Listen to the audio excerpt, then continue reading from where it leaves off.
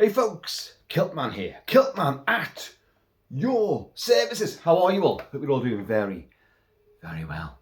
Now, it's been a crazy day, as the entire weekend has been a crazy weekend.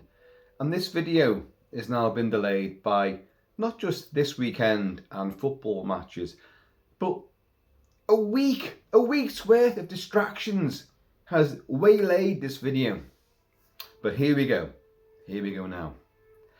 I get asked all the time, oh God, and I mean all the time, hey Kilt-Man, you do your video vlog, you do your blog, you do your thing, and vlog, you do your podcast. It's not a fucking podcast.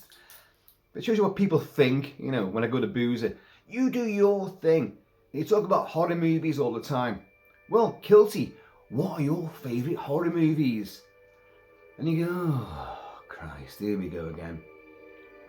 And it is a pain in the arse to discuss what your favourite horror movies are when you've done it day in, day out for decades. And I've worked for other trade papers and forums and video channels and that. And I've done loads and loads of me top 10 of this, me top 10 of that. It's bloody hard to do this because you guys who've stuck with me through thick and thin know that your top 10 is an interchangeable top 10. So many things slot in, and the top one, there's always several that vie for the top slot, you know. So I thought, you know, everyone's going like, what's your top 10? What's your favourite horror movies? I thought, I've done this on the channel a million times. I've talked about all my favourite horror movies. Look, what about the horror films that actually genuinely affected me since my dawn of realising what cinema had the ability to do, what horror films, the power that they had. How did they affect me? What horror films throughout my life have really made such a really tremendous impact that I still feel the reverberations of? And I can still watch those films for maybe the 1000th time. And it's like watching it for the very first time. I still feel those frisons of tension, of horror, of revelation, of like, oh my God, you're going there, you're doing this. Wow! And I still feel it even today. Well, now, I have compiled a list of seven. I really couldn't go beyond that, which is a bit bizarre. I thought there'd be loads of films spanning pretty much every decade from the 30s to today. But there isn't. There is a very, I hate the term, but an epochal sort of era, late 60s, throughout the 70s, into the 80s, which is the chunk of the most influential movies which I've ever borne witness to, which have become the litmus test for any movie in any genre, really, from that point onwards. And those films I still watch. And their films is the criteria. These are films which have a profound effect upon me. Whether I saw them at the cinema, and believe you me, I saw several of these at the cinema day one as well. Whoa, underage, wow. But you know the reason why? The Phoenix Cinema in Wallasey Village. It was, you know, the Gaumont cinema. It got bombed by the Nazis in World War II. And then they built it out of its ashes. Like the Phoenix rose from its ashes, they called it the Phoenix Cinema. It was a 2-screen and then a fledgling 3rd screen. That never really worked out at all. It became like a bingo hole, to be honest. But a 2-screen cinema where I spent the ages from like 7, maybe 8 years onwards, till about the age of 11, 12, going straight from school, not home, but there, and watching X-rated movies. And double A's. I always found the double A's were like the more exciting films because they allowed headbutts and a few swear words and a bit of tittage, but the X-rated films were never what they were cracked up to be. Well, apart from a few here, of course, and but that was my upbringing in that cinema, and I saw a lot of movies there. Not all of these, and I'll be honest, a lot of these films I did not see on their fair showings. I'm not that old, for Christ's sake. I wasn't around when they first came out. Well, I was, but I wasn't able to go and see them at the cinema. But I did see them on festival circuits, and in one case, quite a clandestine festival sort of revival. But these are films which shaped my idea of what horror can do, of what fear, and this, again, the criteria. These are films which have shaped my idea of the genre itself. I've watched them a gazillion times ever since, and they still have that same excitement, that same atmosphere, that same freshness and rawness, and that primal ability to loosen your bowels and completely put you in the protagonist's environment and make you shit yourself. They're really powerful movies. I will also say that none on this list are massively surprises to any of you. And the reason being, I've talked about these films a lot on the channel because of these very reasons. They are profound, they are spectacular, they are really awe-inspiring. They shaped genres, they are the masterpieces of that genre. So if you're looking for something bizarre and out the box, my God, where did you come up with that one? There's plenty of those. But those movies didn't have a lingering effect on me. They were quite powerful, but they didn't really resonate. So that if I watch them now, I still get that same excitement like the first time you're watching it. I don't get that with those now. I just don't. These, as maybe obvious as they may be, and I make no apologies, they are very common, top list, critical, appraisal, top 10 horror movies of all time. Yeah, these films will be in there. They will. But, it is what it is. I grew up with these movies, and they shaped the environment of the horror genre for me. And they have yet to be surpassed in their particular little chapterized elements of the genre. And nothing has surpassed them, as far as I'm concerned. And they still have a huge power over me. A hypnotic effect, if you want. And so they are nightmare movies. They put you into a completely abstract story where you are propelled through escalating nightmarish incidents, and you think, where are they going to go next? And they go somewhere beyond, and you can't comprehend it. The direction is always superb. The acting is superb, even in some cases from amateur actors and actresses, but they still transcend everything that you think is powerful or able that any cast could do in a low budget horror movie. A lot of them are low budget. In fact, they probably all are. No, there's definitely one that isn't. There's definitely one that isn't. And you're hearing it soundtrack right now, so big giveaway there. But here's what it is. But they put you into a situation, an environment which you cannot get away from, and it gets under your skin. It makes you shiver, makes you shake. You are, whether you're in a distant spacecraft with an alien entity, doing what it does, but it does things which keep getting different and changeable, and you've got no idea what's going to go next. Well, let's get into it, because Christ, the criteria is such. The music, the direction, the acting, the story, everything is enough to make it its own individual beast, which will never be tamed.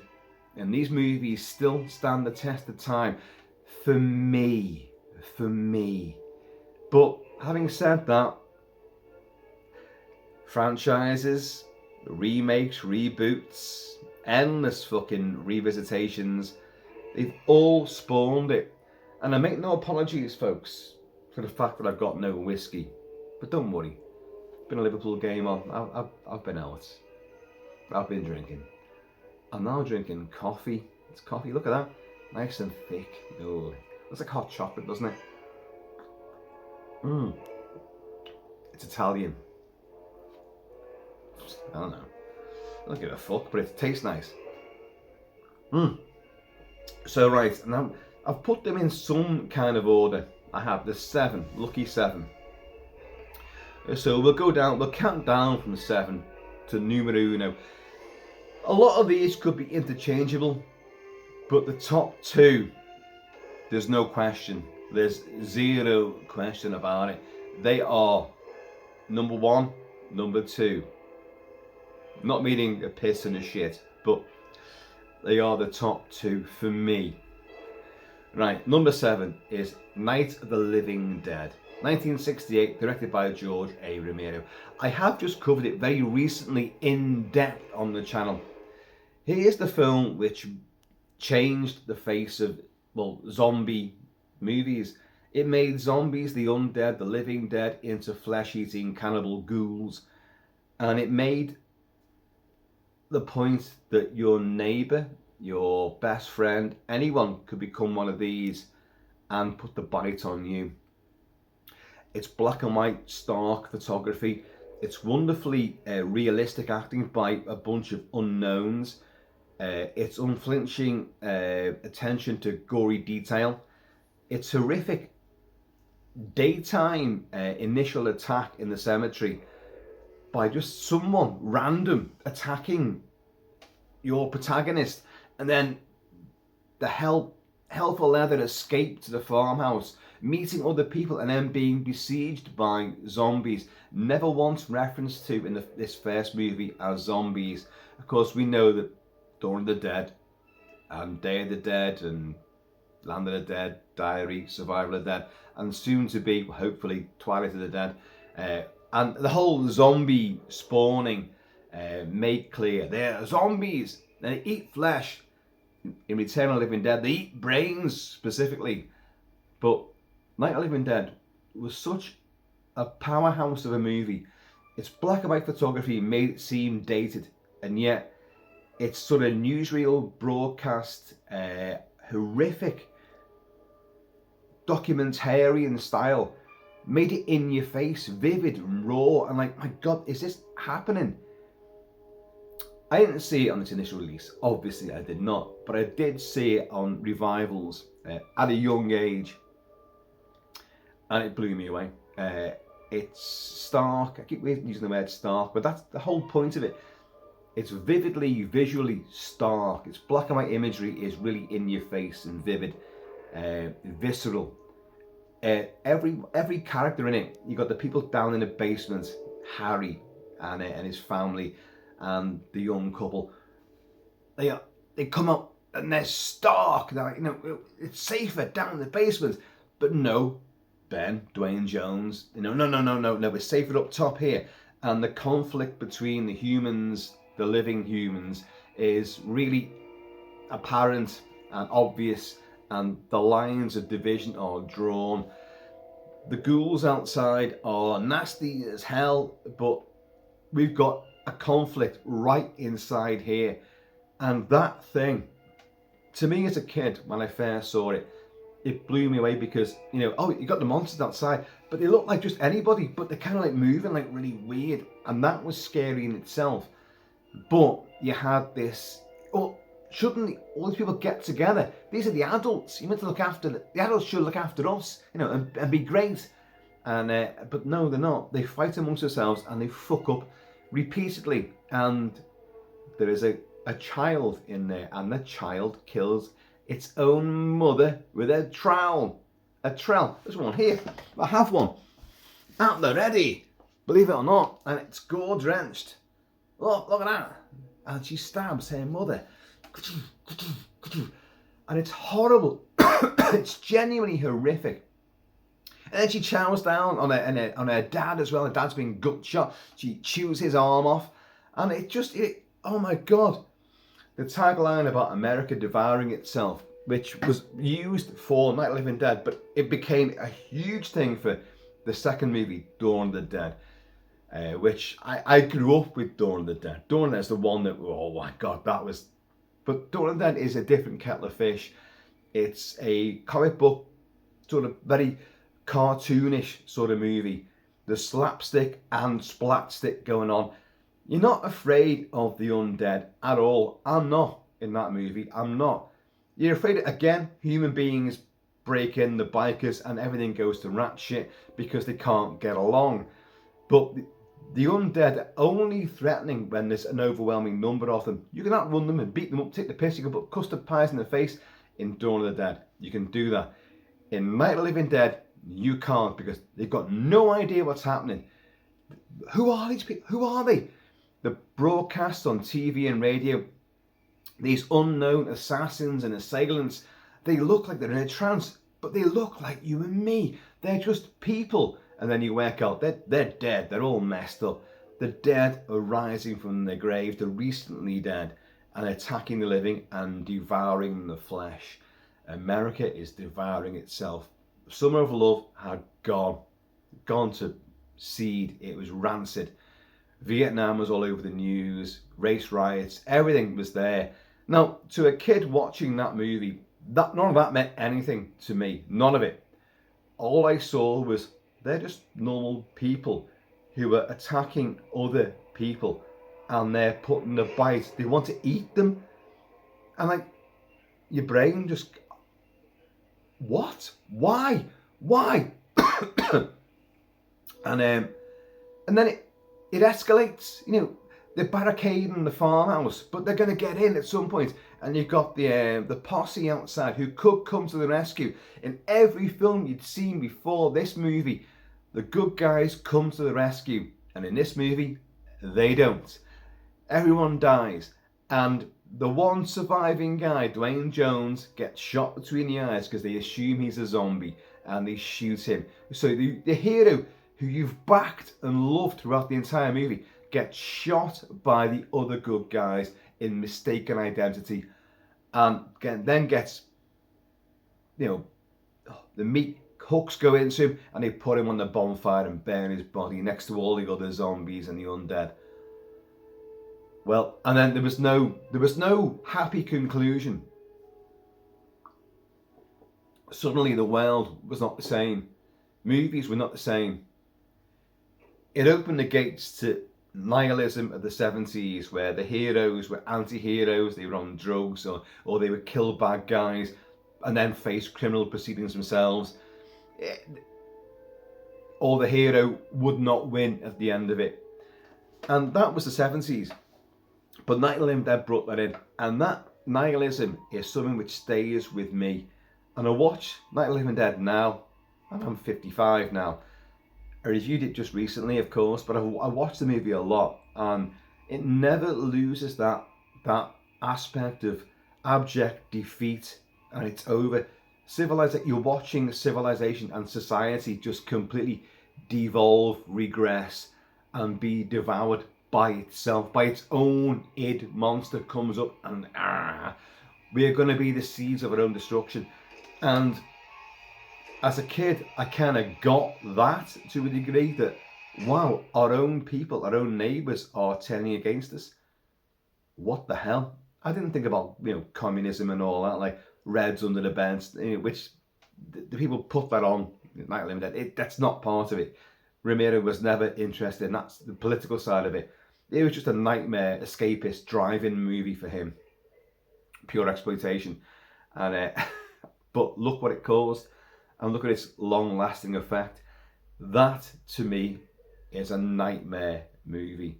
The end of the world, and you're watching it happen. But you're watching it happen not in large scale, on multiple screens with bombs going into various cities around the world and all that. Like, oh my God, intercontinental ballistic missiles, and somebody's going to press the button and blah blah blah, Putin and all this, the Middle East.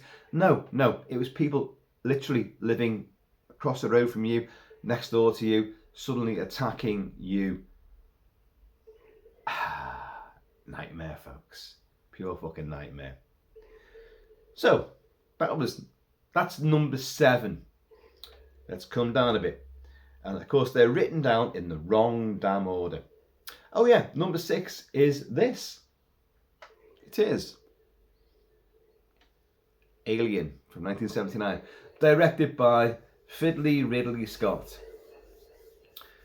Before we go any further on this, I love Ridley Scott, or at least I did do. All his earlier movies I adore.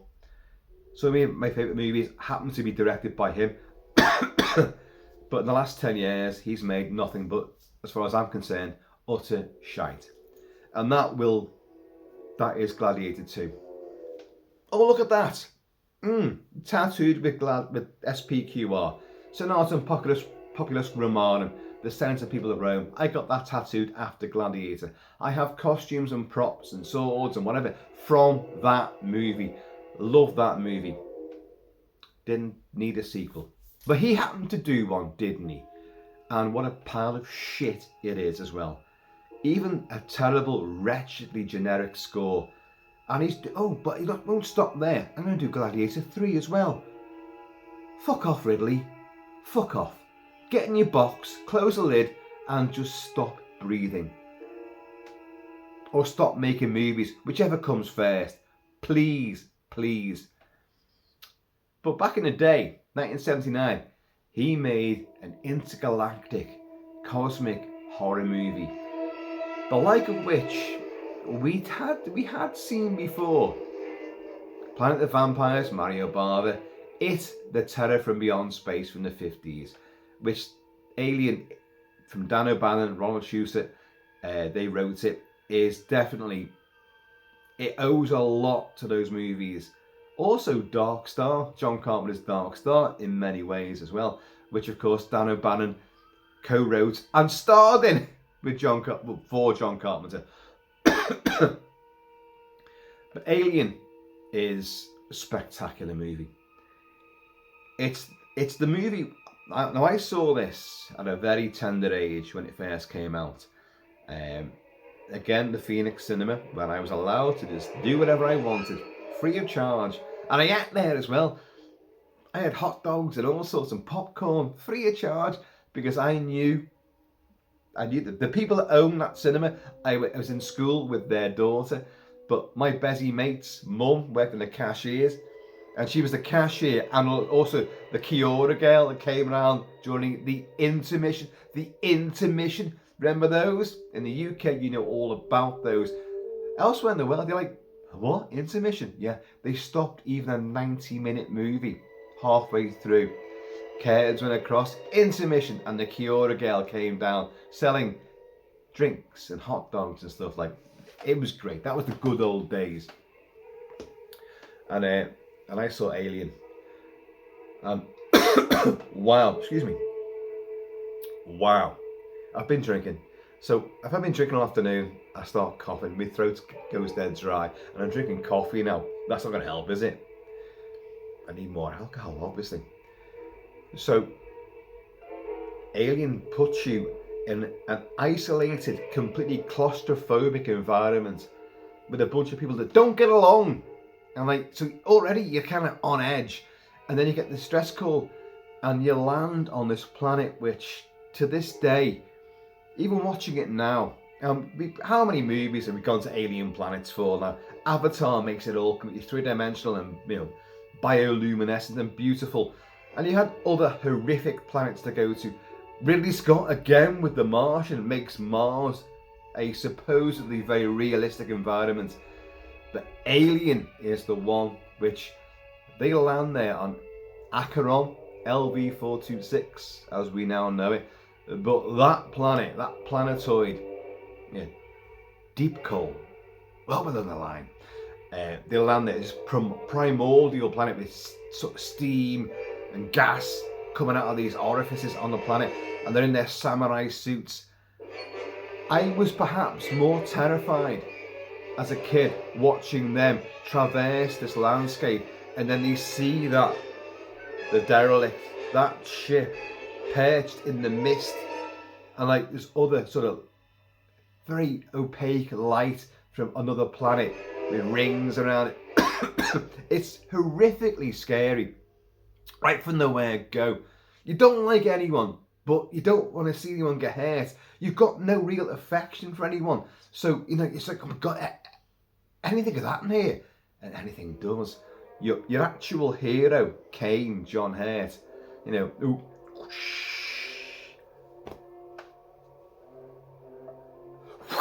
oh, yeah. And then you bring him back aboard. You've seen the space jockey. Let's not go into what Ridley Scott did afterwards about explaining the space jockey. Why? Why, Ridley? Why? Your black gooey fingers. You have to bring the black goo into it and fuck it all up. But taken away from all the rest of it, Alien is a perfect exercise in genuine transcendental horror. It puts you in a different environment. It puts you with a bunch of people you don't like and don't trust. But you have to find some affiliation somewhere. But you're torn. And then once the chest bursters come out, the worst thing imaginable. You've just seen a guy, his chest erupted, and what the hell is that? And off it goes. You can't trust your own crew because one of them's a fucking robot, who crew expendable. He's a twat. You go into the air ducts, claustrophobic, you got a flamethrower, but it's waiting for you. Dallas, move, Dallas. I was moving right for you. Dallas, move, get out of there. Ba-doo, ba-doo, ba-doo, ba-doo. And he's like, You don't see a lot of the killings take place. You do not. It's very quick. Brett, here, kitty, here. But the Nostromo itself is a gothic haunted house in space. Every corridor, no matter how, it could be brightly lit, it could be, the little mother capsule. Mother, what are my chances? Blah, blah, blah, blah, and all that. Like, what's Special Order 937, 936? I forgot what it is now. Someone's going to correct me now. But even that brightly lit is still horrifically claustrophobic. And, well, where are you going to go? You're stuck in there. Everywhere you go on that ship is stuck. You can't get away. You can't come back to Earth and run across a country. You're stuck in this big metal hulk of a thing in the blackness of space. But Brett going into the air, the underbelly of sub-level 3, whatever it is, and oh my Christ, there's chains clinking everywhere, very gothic. There's moisture from the coolant system is dripping down and down and down, and even takes a wash underneath it because it's hot everywhere else. Oh God! Hey kitty, hey kitty, got this Josie, got this kitty crap now. Whoosh, as this thing comes down behind, and the great thing is you've seen it hanging there, but you didn't realise it. It's there. It's fully grown. Ooh. But the thing about Alien is that the alien itself keeps on progressing, keeps on evolving, and then if you read into it, you know that in the end, on Narcissus, the escape shot, Ripley's there with Jonesy, and suddenly, the Vulcan whoosh, comes out like that, and she's like, ugh, and then strips off, obviously, and puts a samurai-looking spacesuit on with their grappling hook. Why they got grappling hooks? Fuck, don't ask too many questions. And it's there, but what it's doing, it's cocooning itself. The lifespan of the xenomorph, not called a xenomorph in that movie, is never explained. But the point is, it's got a very limited lifespan. It's got to go out there, it's born, it goes out and impregnates other people. Of course, James Cameron would change all this. You'd have the Queen, but it was egg morphing was the thing for Alien. But it does never get told, and that is the point of Alien. Nothing is genuinely explained, and I love that. You don't need to know. I love Aliens. I love Alien 3. I've talked about these movies so many times, but if nothing happened after Alien, I wouldn't care. I really wouldn't care. Alien as a standalone movie is excellent. because there's so many mysteries thrown up which are not explained and you don't need to know. And that's part of the beauty, part of the horror, part of the eternal terror of watching Alien. Again, like I said in the criteria, I can watch Alien even knowing what came next and what came fucking before with Prometheus and all that shite. You know, I can still watch Alien and be divorced from anything else. That film, those characters are still absolutely stellar, spellbindingly fucking terrifying, and it works every damn time. Claustrophobic, terrifying. It's gory, but not overly so, but the shocks really fucking hit you. And another thing, there's many films with shocks in them and horror and really nightmarish situations, but they don't, those little tiny moments may stay with you. But the film itself is a bit shit around. Look at the Saw movies. You will find no torture porn on this list. It just won't be there. Because as horrible as they are, well, basically they're shit movies for one thing, and I think they are. But they're just, so what? Oh, same old, same old. Oh, it's a different device now. It's a different devilish thing. I don't care. I'm divorced from it because, well, it's boring, to be honest. I love the terrifying movies, but again, you won't find any of them in this list because they may be like really, my God, are they going to go there? Yes, they are. But they're funny. They're not super shock movies where it's going to stay with you throughout the rest of your life. Well, you might be different. You might think differently. You might be a lot younger than me. By the time the terrifying movies come swinging by, I've had, 4-5 decades of watching horror movies. Right from the year dot, I was watching Universal horror movies. So I know movies and horror inside out. So it takes something a bit special to really work on my psyche and stay with me. Alien did, without a doubt. On the big screen, Alien.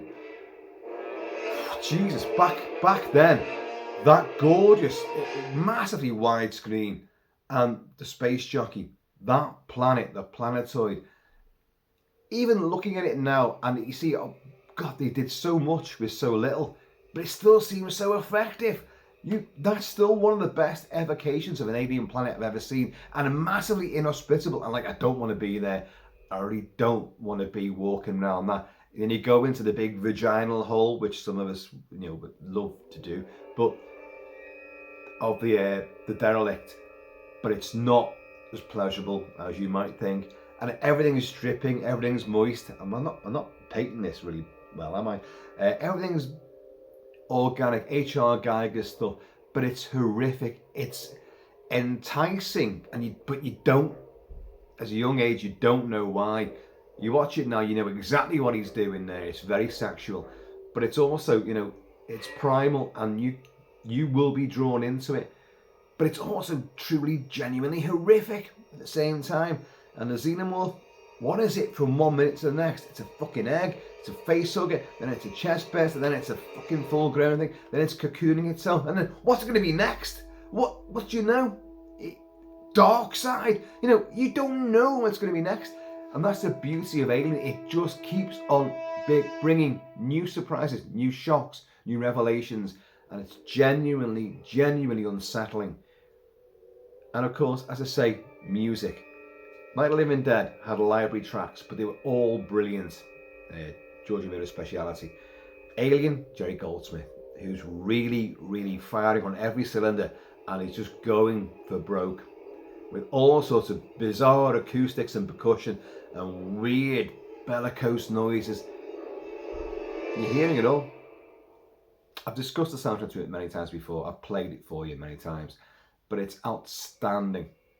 Okay, Alien really fucking works. So what's next? So we're down to, we've done 7, we've done 6, we're on 5. And we're going to 1974, Tobe Hooper and the Texas Chainsaw Massacre. And I know you're going like, oh what? These are so obvious. Oh, Night of the Living Dead, Alien, Texas Chainsaw Massacre. I don't care. These are the films which have bothered the shit out of me. And they still do. I saw Texas Chainsaw Massacre at a film festival. Yeah, you all know that the history of Texas Chainsaw Massacre. 74. It played at the London Film Festival and it played London cinemas. And the London City Council, or Borough Council, whatever they called back in the day, were allowed to show it. The BBFC suddenly started taking complaints and like, oh, hang on a minute.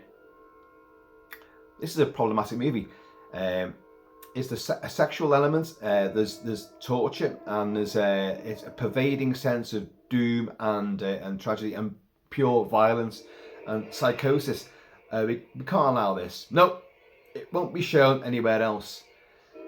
The film, people say it's banned. It kind of is banned or was banned, but it played certain provinces because certain other councils were allowed to play it.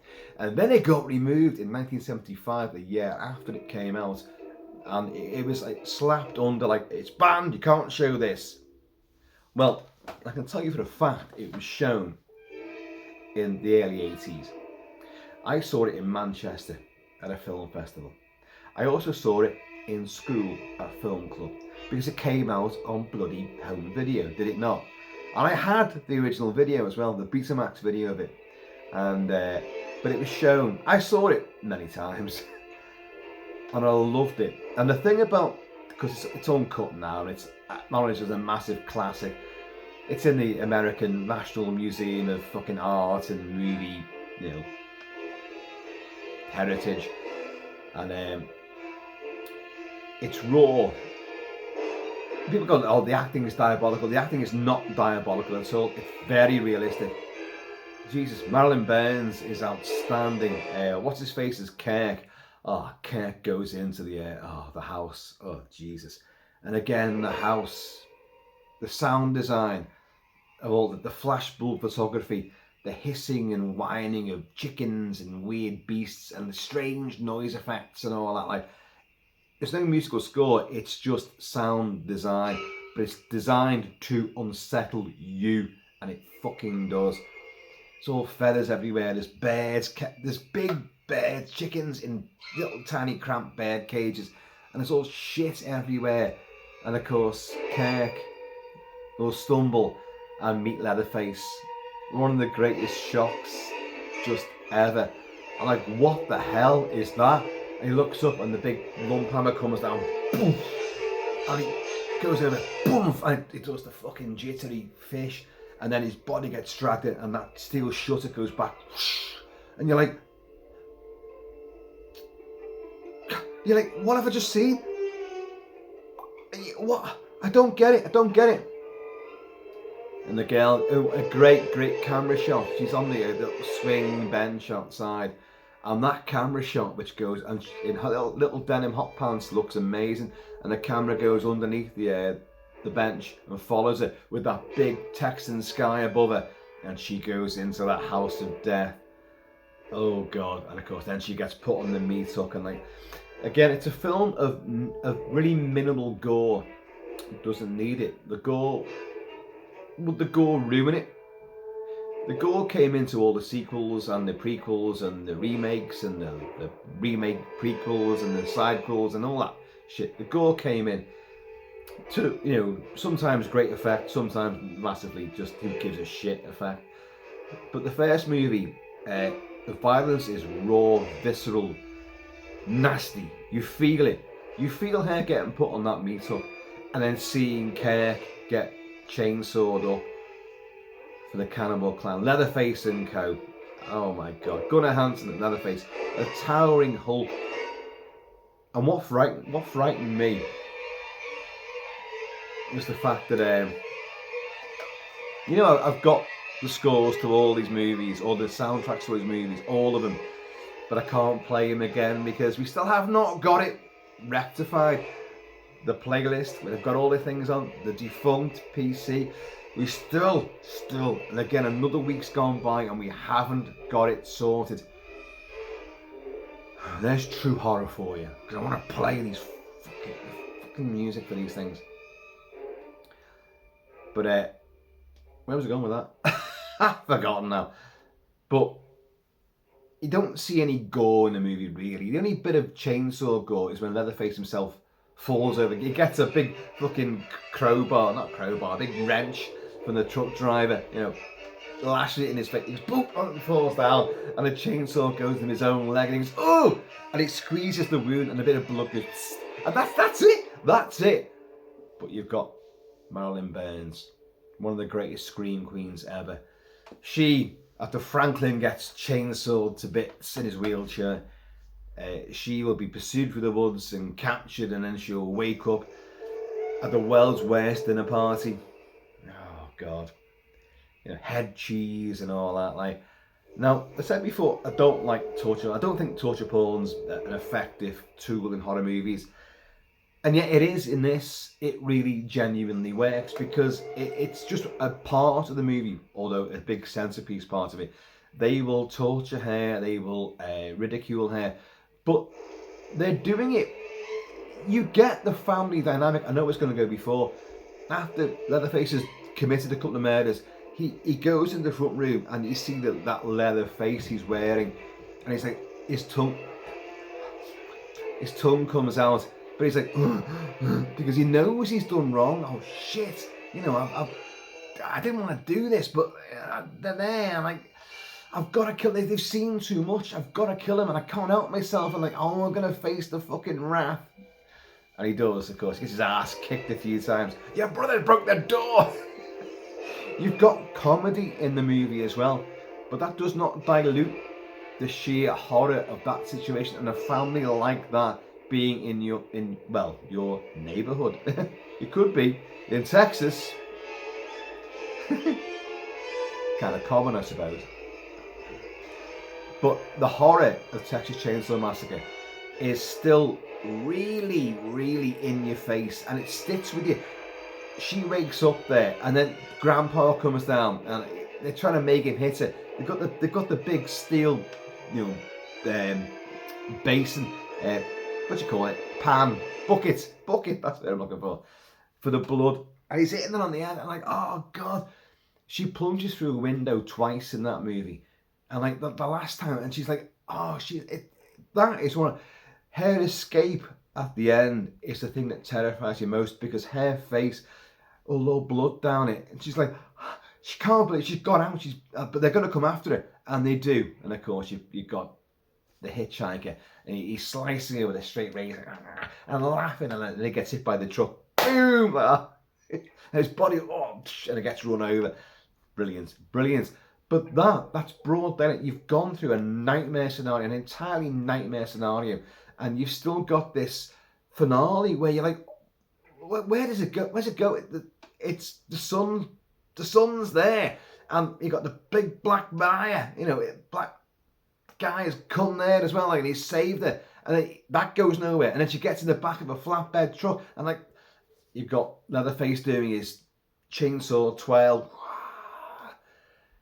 It's just anarchic. What do you do? Where's she going to go? She's going to go and tell the police? Well, we know what happens next in the other movies, but let's ignore those. But who's going to believe a word she says? Is the police going to actually be asked about going out there? Are they going to go armed with shotguns? Well, we know the second most recent version, yeah, they did. And they had a massacre of the family, which was really stupid, but we won't go into that. That film, I think I've reviewed it as well. They messed up everything,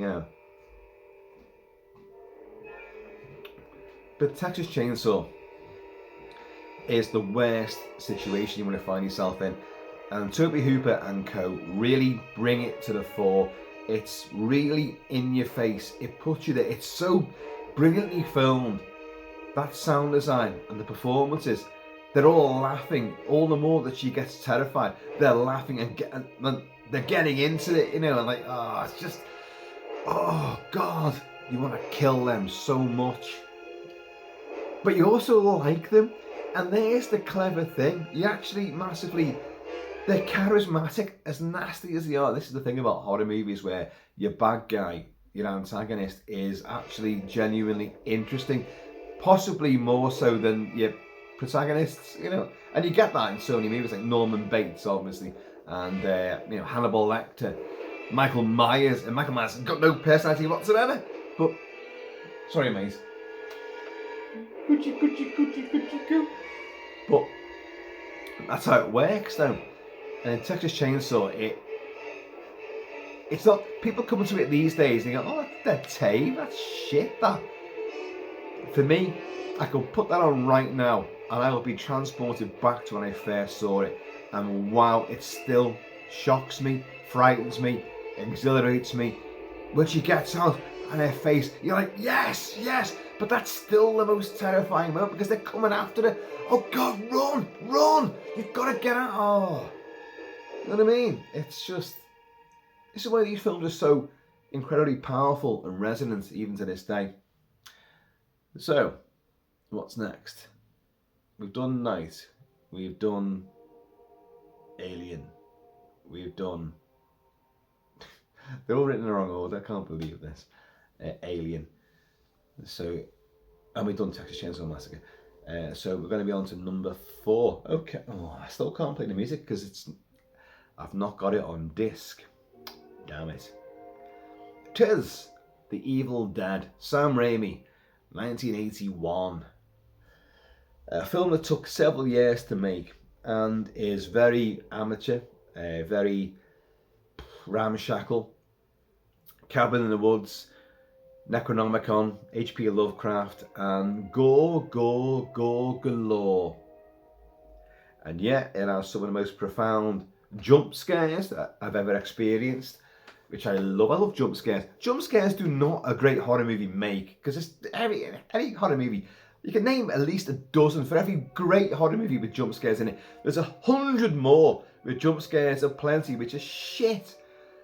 But jump scares combined with a jump hiccup there. Jump scares combined with heightened tension and a real sense of despair and just what's going to happen next, unpredictability, and a raw visceral quality of just sheer terror only makes it even better. And Evil Dead has that in spades. Now, I have seen Evil Dead at cinema way back in the day. I have seen, of course, it was cut in the UK. It was a butchered version. About 2 or 3 minutes of gore was taken out. Maybe not even that much. They always say this, 2 or 3 minutes were cut out.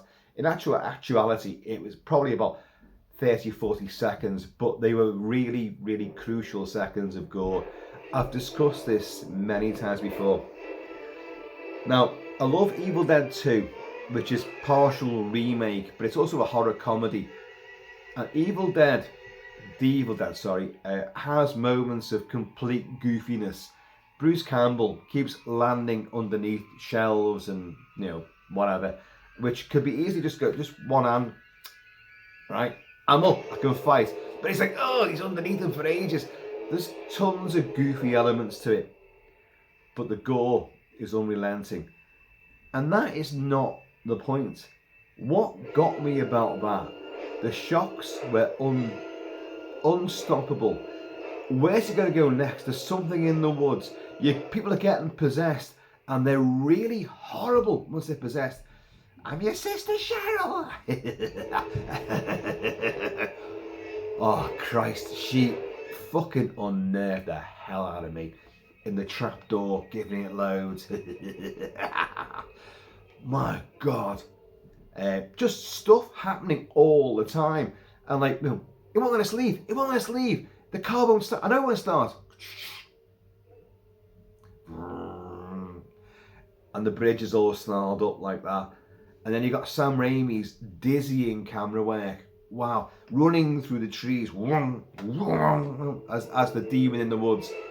But also Bruce Campbell on several occasions walking on bizarre angles, just twisted, perspective on the camera work with mist and all that, the basement, the Hills of Eyes poster. Oh wow, which of course we all know, Hills of Eyes. In the Hills of Eyes, which actually could have made this list because it did blow me away when it came up. But anyway, it isn't on the list. Just a spoiler alert, it's not on the list. But in the Hills of Eyes, you have the Jaws poster ripped in half in the camper van, the cannibal tribe attack. And it's like, no, Wes Craven's going like, no, well, you thought Jaws was terrifying. And by the way, Jaws ain't here either. It ain't here. And there are reasons why it isn't, which we'll go into. Remind me. But the Jaws was ripping off. He said, like, no, you all thought Jaws was horror. No. Jaws was just pop horror. This is real horror. And it worked. So Sarah went, okay, you thought Hills of Eyes was fucking terrifying. Well, I'm going to rip your poster in half, which he did. It's just it's great, but why the hell would it be in that basement, you know? But it doesn't matter. If you know your movies, you go, oh my God. And I knew even then what he was doing. And I thought, wow, that's brilliant. Hills of Eyes, it's ripped. I know what he's doing. And I was only a kid. I was a kid. Well, a bit bigger than that, but I was a kid. And Jesus, watching the UK cinema cut print of it. But even so, when things kicked off, Cheryl getting raped in the woods, oh God, and they're running back, and it's the look on her face as she's trying to open the door. She's like looking back, and she's all their night dresses all ripped up. I was a kid, but I knew what happened, and I was like, oh God, no, let her in, for God's sake, let her in. And the unrelenting shocks after that, and the escalating element of like, you can't trust that person. Oh, they're deadite now. You didn't know the term deadite, but they're possessed now and they're coming after you. Chainsaws, and you know, oh God, people melting and the body horror that was taking place. It just builds on every single scene of carnage and chaos. And even though it was funny at the same time, when that film finished, it didn't leave my mind. And I would have dreams, nightmares about that movie, about not trusting the person next to you. That they could suddenly, their eyes roll over, they start, like, you're gonna die. And you know, all this shit, like taunting, the taunting of the heroes or hero. And again, people telling me, like Night of the Living Dead, you know, Scott turns on Bruce Campbell. He's like, no, like, she's your girlfriend, you take care of her. And he tries to make a getaway, and like, when he comes back, and he's all like, fucking, but the trees, Ash, they know. Don't you see? They're alive. And he's like, ugh. And you got Cheryl going, oh God, it's brilliant. It fucking gets right under your skin and just does all this stuff. You're like, oh no. I love it. Evil Dead. People go like, they watch it now and they go, this was a video nasty. It was the spearhead of the video nasties. Never prosecuted, although people did go to jail over it. From Palace Video went to jail over it. And they weren't meant to distribute it. Loopholes and shit like that. But the film was never prosecuted. But it became the spearhead, the numero uno of video nasties. And yet you look at it now, it's fully uncut now. And it's just like, it's great. It's a cult celeb and a huge cult favourite. But it still has the power. When I watch it now, it still has that clout. Ash on his own, going down into the basement, and the gramophone playing, blood pouring everywhere. Him putting his hand through the mirror of water, and then when it all goes quiet, he leans against the door, and he almost looks up, and then there are two hands coming through. Fuck me! I leap through the fucking rafters of Kilt-Man. I'm up there. I'm on the ramparts and falling down to the side into the moat. That fucking every time it gets me. And I love it. But it isn't just shocks and jump scares. It's the overriding, pervading sense of you are trapped there. And like Night of the Living Dead, it doesn't end. The nightmare does not end. Because he gets away with it, but then the thing in the woods comes hailing through, smashes through all the doors, and he turns around in dawn, then you get Evil Dead 2, and he's just turning helter-skelter on the carousel of tormented souls through tree after tree. Evil Dead 2 is tremendous. I've done reviews and a watch party for it as well, but the Evil Dead is still right up there as a powerful, emotive tool of absolute terror for me. For me, you know. As I say, you know, these things don't have to, you know, you don't have to agree with any of this. And they are very obvious titles, I know. I make no apology about that. They are, but they are for a reason, because they hit me and affected me right when I first saw them. In most cases, right when they came out as well. And they still affect me to this day. So, what's next then, I hear you ask? So that was that. What was that one? That was number 4, Evil Dead. Number 3. Okay. Number 3. Yeah, okay. Yeah, number 3. All right. Suddenly I thought that that shouldn't be number 3. That should be number 2. Maybe I have kind of got that the wrong way around. Who cares? Who cares? But I'm going to... Yes, we're doing it old school style. We're playing CDs, folks, in an old CD player. And get in there. I would say, see if you can guess what this is. Come on.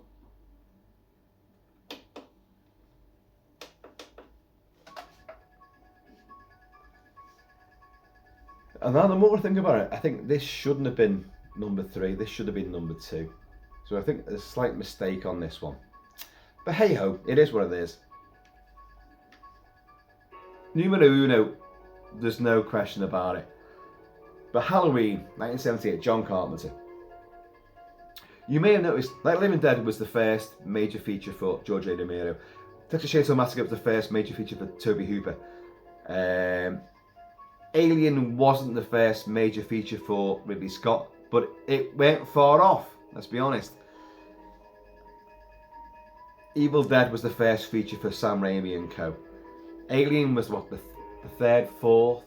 Because you had Dark Star, you had Assault on Precinct 13, you had Elvis the movie, and then you had Halloween. Elvis movie, was that afterwards? I can't remember. But Halloween, 1978. Michael Myers. This young chap here, and a big knife. The whole thing about Halloween. Well, it's Halloween itself. It was meant to be the babysitter murders and all that, which was a really generic shit title. Halloween, as John Carpenter said, well, that opened up everything. You set a bunch of murders on Halloween night, suddenly it's got a hugely spectral, supernatural quality which you wouldn't get any other way. With just a psychopathic slasher. But let's set a Halloween and call it that. And suddenly, the blackest eyes, the devil's eyes, you know. And the opening scene, of course, the murder of his sister, and the unmasking, the clown mask comes out, and it's imagine Tim Curry as Legend in as Darkness in Legend with Ridley Scott again. What do we have here? A little boy, and it is a 6-year-old kid with the blackest eyes.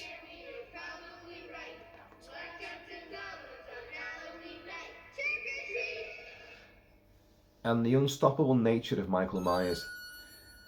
Small town American suburbia. Now, I don't live in small town American suburbia. I live in UK Wirral suburbia. It's exactly the same. Houses lined up, families, kids. You're telling me they're lined up for a slaughter? They may be. Donald Pleasance as Dr. Sam Loomis. Donald fucking Pleasance.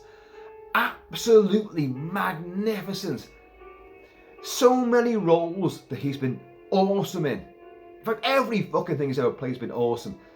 But Dr. Sam Loomis, he's just as mad as Michael Myers. He's obsessed, but he knows what this guy is. Pure, simply evil. Death has come to your little town, Sheriff. He's outstanding. Everything he says just makes your skin crawl. Michael Myers says fuck all. He doesn't need to. His deeds speak volumes, but it's Dr. Sam Loomis that knows what he's dealing with, and yet he's mad himself. And we got to put our trust in him. He's fucking unbelievable. The fact that Michael Myers keeps coming back, we had not seen that. I saw Halloween, oh God, when did I first see Halloween? I did see it cinematically, not at the time. I did see it on a reissue afterwards, but I was still preciously young. So maybe like 79, maybe 80. And then we watched it on video. In fact, it is here. I do have the original video cassette there. There, I've done videos on that cassette there. That's very rare, that one, by the way. And I'm watching it again, and yeah, I didn't really care about the victims. I didn't give two shits. Laurie Strode, I thought was great, although I grew to hate her with a vengeance. Everybody else, it was gimmicky stuff.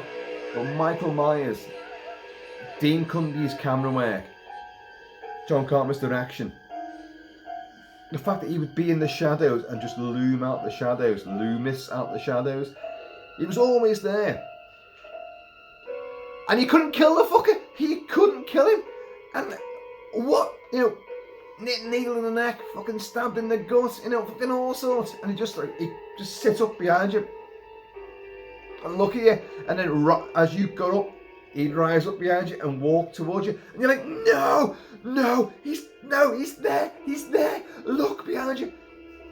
And then the thing that got me, the thing that really, really got me, and I don't want to give this particular actor any plaudits, Tony Moran, who played the unmasked version, when he puts a stranglehold on Laurie just before he gets shot. I shot him 6 times. I shot him in the heart. He's not human.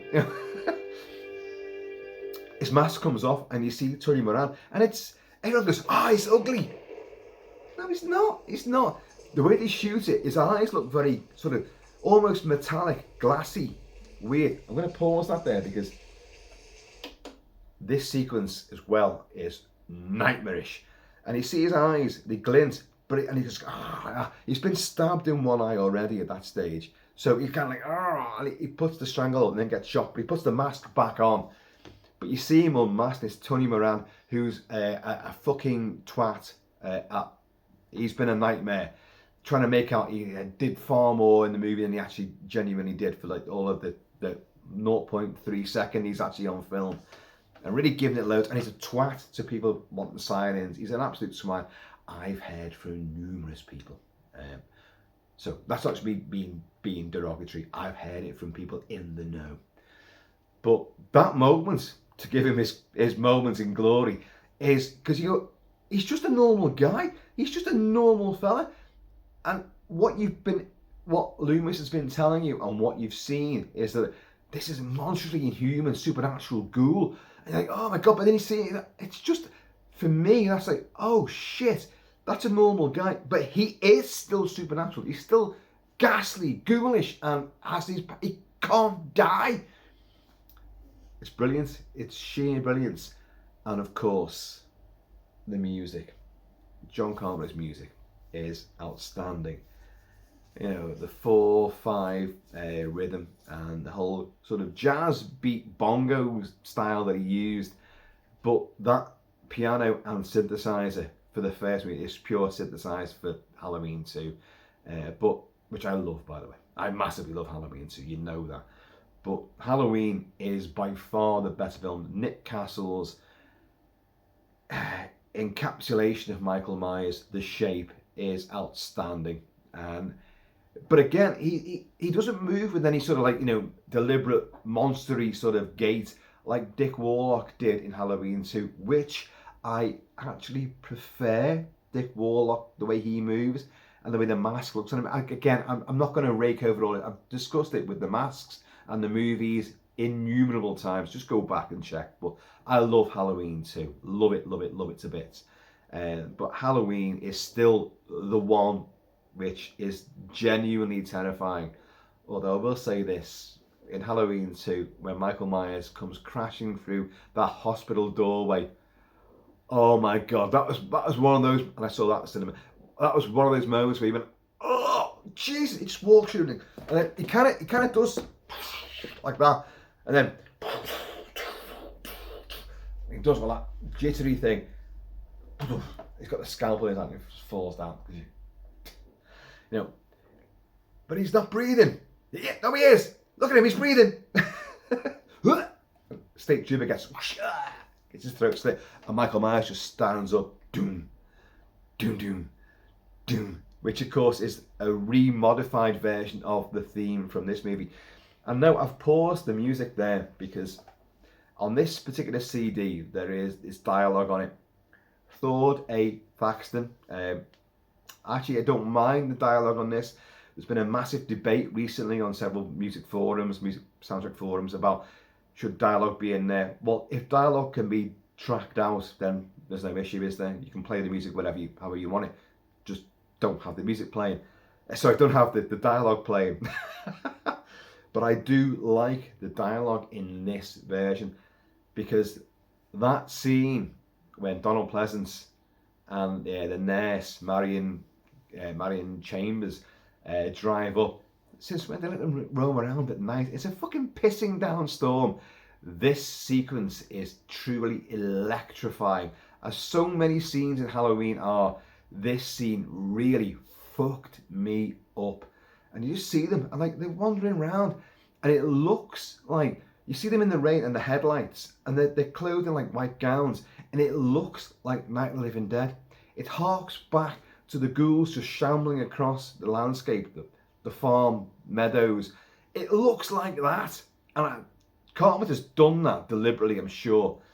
But like, since when let them roam around at night? Is it? She's a fucking trained psychiatric nurse, for God's sake. Okay, a bit, you know, green, behind the girls and all that, like. But she still knows. Well, they wouldn't be out at fucking midnight on a stormy night, for Christ's sake.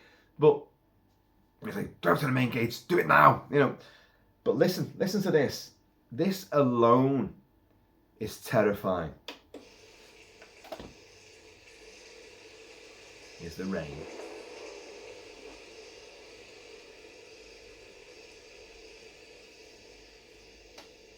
If you will.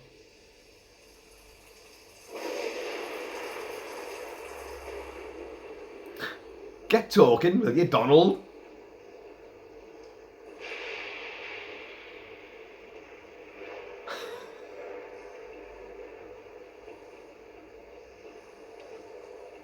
You ever done anything like this before? Only minimum security. I see. Maybe we can hear this. The driveway's a few hundred yards up on the right. He's describing like The only thing that ever bothers me is their gibberish. why he hates Michael Myers and like this is wrong. We shouldn't be transferring You it. haven't anything to worry about. He hasn't spoken a word in 15 years. Are there any special instructions? Just trying to understand what we're dealing with here. Don't underestimate it. Don't you think we could refer to it as him? If you say so. You say so. Your compassion's overwhelming, Doctor.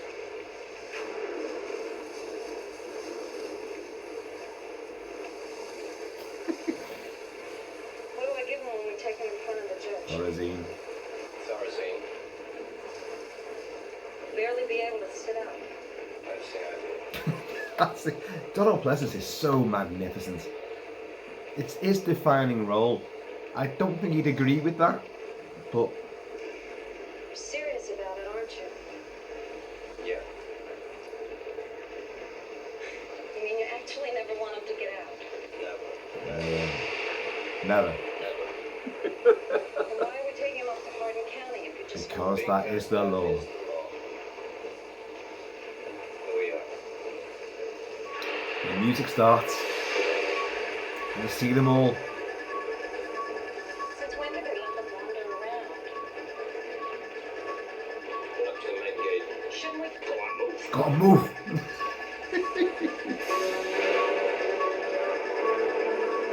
The lightning, the visuals, the fact that music gives you that massive sense of like, oh shit.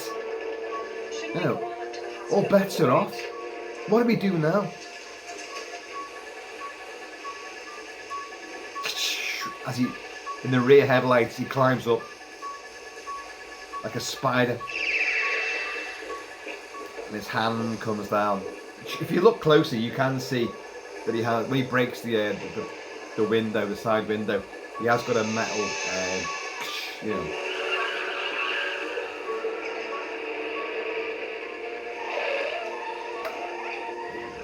Anyway. But Halloween works on so many fundamental levels. It is the festival of Samhain, Samhain, I should say. Halloween, trick or treat, the Americanized version of the Wiccan festival, and an unstoppable bogeyman, or the boogeyman, as they say, just plaguing, you know, suburban America. Just houses, babysitters. You know, it's not like a haunted house in the middle of nowhere, and yet you have a haunted house sequence in this. The old Myers house, which is genuinely terrifying again, where Loomis and Sheriff Brackett, you know, go in there like Charles Cyphers, go in there, and a tree comes through the fucking window and all that. And I think, he came home. It's fucking unbelievably haunting, horrible, frightening. You watch it now, and you're able to distance yourself from Halloween 2, 3, 4, 5, fucking whatever, Rob Zombie's versions, and especially the Blumhouse versions. None of them mean anything. You don't have to have any of them, because this film ends perfectly. The horror does not end. Romero got this, Toby Hooper got this, John Carpenter got this. The horror does not stop. I shot him 6 times, you know, he gets shot off the balcony, back-breaking fall as well, knitting needle, fucking knife in his gut as well. He's been co-tiger in the fucking eye, he's had all sorts. He's like, oh my god, he will not die. And then, poosh, the body hits the deck. It was the bogeyman. As a matter of fact, it was. And he goes out there and it looks, and like there's just a shape on the grass. It's like, and the music kicks off. Let's see if we can get to that moment. Let's see if we can. It's fucking miles off, thinking about it. Oh, listen to this. Oh,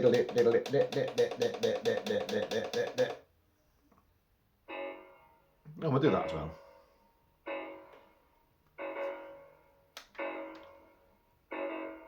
Breaking through doors. He doesn't move. I said before, like Dick Warlock in Halloween 2 walks with a measured monster's gait. It could be Lon Chaney Jr. playing The Mummy. It could be any monster from the 50s, 60s, and that, like slow. But Nick Castle, he moved like he's just a normal. He's, to all intents and purposes, just a normal guy, a normal young man in that mask, the William Shatner mask, the blank, just emotionless face, perfect. Doesn't matter what's underneath there, that's what you see. And that has the encapsulation of the soulless, merciless twat that's in there, you know.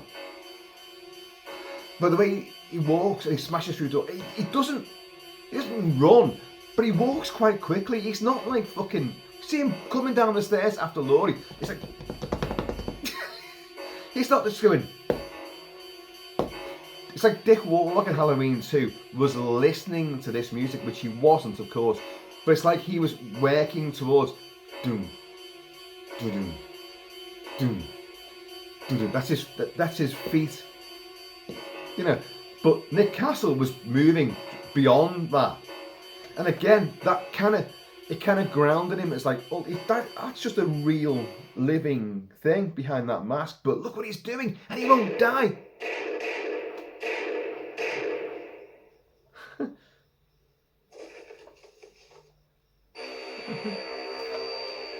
It's pulverizing stuff, you know. You watch it now. I defy you not to be really shit up good style by this. What's the boogeyman?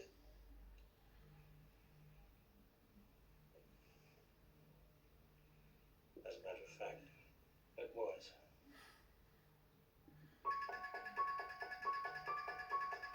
But he's not there. And then Carpenter shows you shots. Carpenter and Dean Cundy show you shots of the places where Michael Myers has been, where he's got through. The drapes are still blowing, you know, and you can hear his breathing. something that most of the films seem to forget to do, that he's alive, well, seemingly alive, he's breathing, and he gets agitated, especially in this movie, and he plays tricks, wearing the sheet with the eyes cut out, and the glasses. Oh, fucking hell, what the hell? He's just taking the piss, putting his sister's gravestone on the bed. And what the hell is that about, There's a devious, satanic drive to this guy, which no one will ever fathom. And no matter how many movies you come out with, you won't get to the bottom of it. Carpenter didn't try to unravel it. It's a kid that killed his sister, and he's got the devil's eyes, the blackest eyes, blah blah blah blah blah blah blah. He's a fucking nightmare, and he can't be killed. Simple as, he's the boogeyman. It's perfect.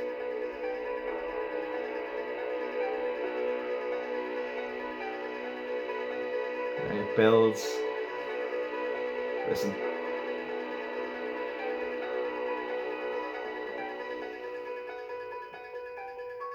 Let me go up a little bit. It's brilliant. It's just fucking genius. As I say, this should have been number 2. I don't know, what was I thinking? Well, I'm going to leave it playing because I do not have on CD the soundtrack to number 2 on the list. Don't forget, we're building up to number 1, the numero uno. I do have the soundtrack too, but it's from 1984. Is it 4? Yeah. From Wes Craven. We already mentioned Wes Craven with The Hills Have Eyes. A film which did bother me enormously, but it very rapidly became, because I got it, I saw it, I did see Hills Have Eyes at the flicks, believe it or not. I also got it very quickly on video, and it rapidly became a Saturday morning movie. Despite how horrible it is, it became just an episodic movie with a couple of really gut-wrenching, horrible, frightening scenes. But I grew to love it, and I became very affectionate about it, and it didn't really bother me. It didn't become the nightmare movie that I'm trying to put across here. However, he did come out with a film in 1984, which absolutely, maybe I'm right in putting it as number 2, because I don't recall really, apart from the number 1 slot, a film that bothered me as much immediately while I was watching it, and then directly afterwards, and then for night after night after night afterwards. And I saw it again successive nights. Not at the Phoenix Cinema, by the way. I saw it at the Unit 4 cinema. Unit 4, it was called Unit 4 because it had 4 screens. But the time when I saw this, it had 6 screens. So it should have been called Unit 6. But I saw A Nightmare on Elm Street when it came out, its UK debut. And I went with, oh Christ, I don't know, 8, 10 of us. I went with a girlfriend, I went with like friends, and I knew the film. I hadn't seen it, but I read Starburst and Fangoria. I knew what the film was all about. I knew everything about the bloody movie.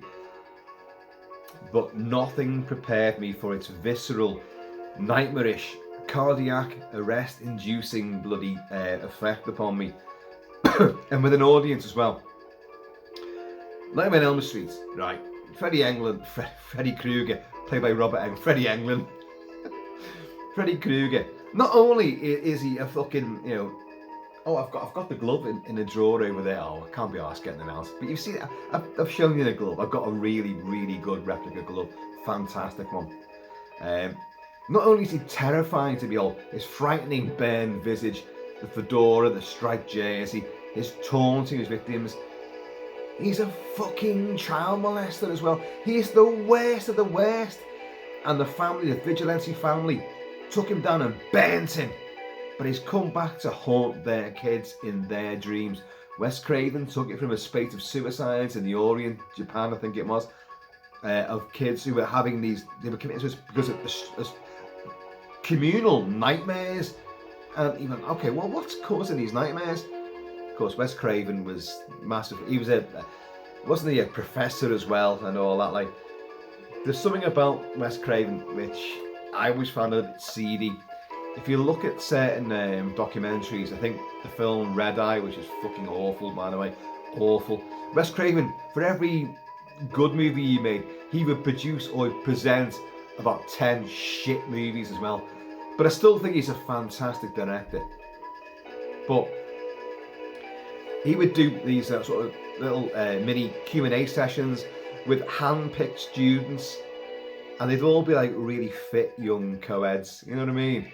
And it was like, this looks really, really seedy on your part, mate. And it did. I reviewed a lot of his stuff with these segments here, and I would always remark upon it, there's something wrong here. This does not look right to me. But anyway, he did Nightmare on Elm Street. And wow, Freddy Krueger,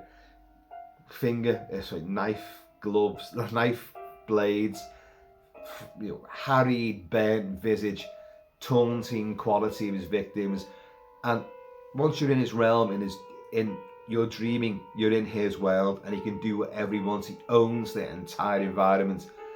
Oh fuck me, all bets are off. There's nothing you can do. You might drink coffee, stay awake all night, but if he wants you, you're gonna fall asleep. He's gonna fucking come and get you. The shocks come thick and fast, right from frame one. Unearthly soundtrack. Charles Bernstein's score is absolutely electrifyingly great. Goats are running across these factory floors. Poor Tina. And all this shit is going on. You're like, what the hell? Visually, it's massively impressive. The effects are fantastic. The performances, young Johnny Depp, Heather Langenkamp, oh my Christ. The great John Saxon is in there as well. Like, oh God, it's fucking awesome. Several shocks, really. I remember I said about The Evil Dead, where the shock, the jump scare that got me. And it's not about jump scares. The jump scares are part of these movies, but they're not the be-all and end-all. They're just a great element that's in there, part of the ingredients. And all these films have got that. But Evil Dead, it's the hands go in. It's just like, it all goes quiet. He just looks up. Before he gets his eyes reach camera level with you. The hands come through. And I'm through the fucking scene. This. Oh my God, there's a shock in Nightmare on Elm Street which I can never get over. And it gets me. Oh, Judith, shut up. Look, Michael's there stabbing away. Shut up now. Give it a break, will you? God, moaning bitch. And, and everyone's sister's like that, I know. And in this, she's run up the stairs, and she runs up the stairs. He's after it again from another nightmare experience, and he's come through the door. Save me from Freddy, and he's come through the door, and she runs up the stairs, and her feet sink into the stairs. The whole thing about you can't run away from in a nightmare. You can't run from the monster or the attacker or whatever, and you're stuck in sludge and swamp, and her feet sink. But then she manages to run up across the landing and shut her door, her bedroom door, with the big door-length mirror on it. This is a dream, it isn't real. It's just a dream, it isn't real. It's just a dream, it isn't real. It isn't real! Save me from Freddy. He comes through the fucking window. The mirror. The window. The door and the mirror. Like that. Oh my God. The cinema. Everybody jumped. En masse. Every fucking arse was 10 feet off the seat. But my arse was on the fucking ceiling. I was like, oh God. And it took me a while to come back down again. And fucking hell. And I was shaking. It fucking blew me away. But that's just one moment in a film which escalatingly drove me to a fever pitch of sheer tension, nervous fucking anxiety, and loving it. Pure excitement. But also, oh shit, what are they going to do next? Oh my God. And it's a short film, but what a wallop of successive shocks Nightmare on Elm Street does. Of course, Freddy would become a fucking caricature. He would go on to become just an absolute... He's just comic. Oh, shut up. We've been through this before. He would just become just the same old. And annoying. This Halloween score is actually really pissing me off now.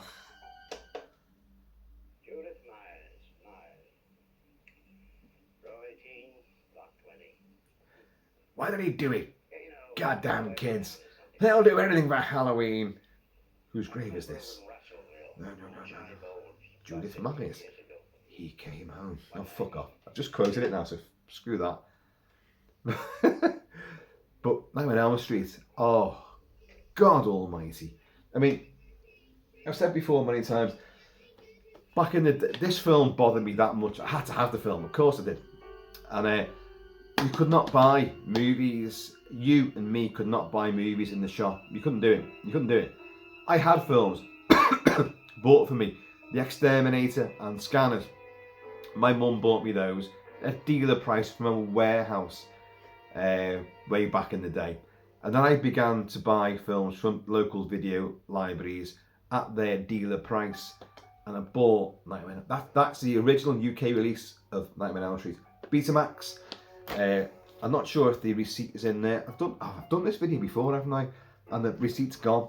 But there it is. As you can see, it's gone mouldy, but I can't play the fucking thing anyway, so. But there, it's for posterity. Sleep kills. And it's over. Oh, no, it's behind me. It's behind me. There it is. But Nightmare on Elm Street, still to this day, all these films I have to steel myself to watch beforehand. I can't just, I'll watch Nightmare on Elm Street. I have to think, right, I'm going to watch this. I'm not just going to play bits of it. I'm going to put it on and lights are going to go out and I'm going to be in this. Or in most of these cases, I haven't got a choice. I put it on, I'm going to be in it. And like, no one else can disturb me and it will fuck me up again. But it's, why do we watch films that are going to fuck you up? Why? Part of us loves this. It reminds us that we're alive. It puts us in a position where, what will we do in that situation? How would you fight back? How would you deal with this? How would you deal with the repercussions of it? These are things that inadvertently force you to confront your innermost fears and demons and home invasion and attacks, physical violence upon yourself, the loss of someone you love. These films make you think about that, how you'd have to react in a raw moment of extremis. And many films will have this kind of situation, but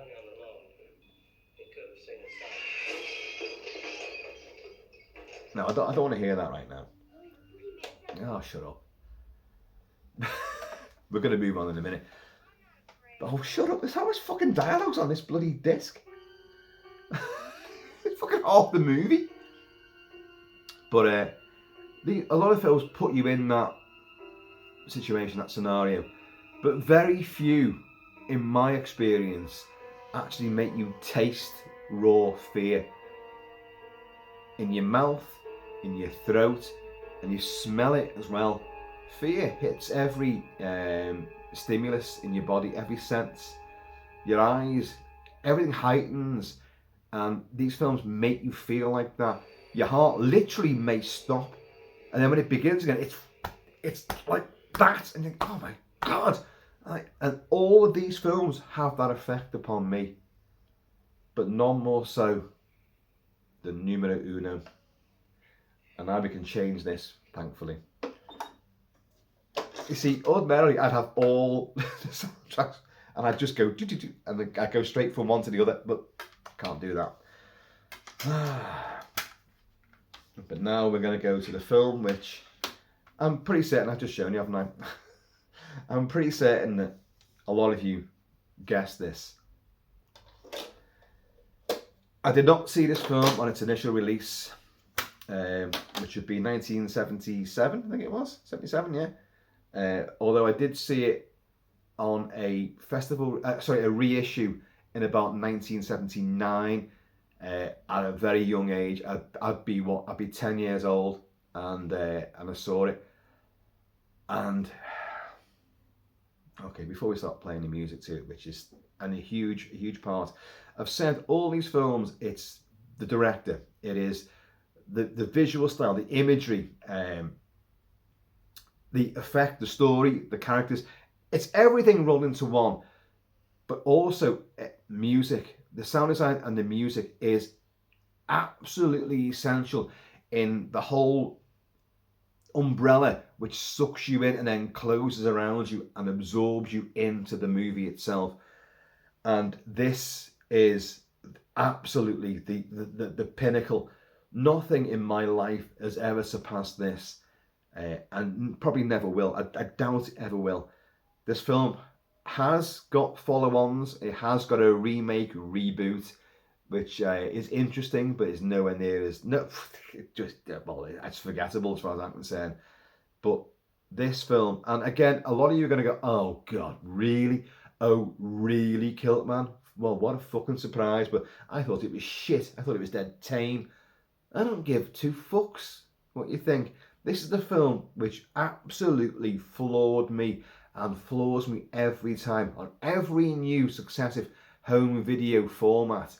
I've got this movie because it works on a visual and an audio level, which are absolutely, they are, forget the story and the plot because they really don't matter. That is the most inconsequential element of this movie.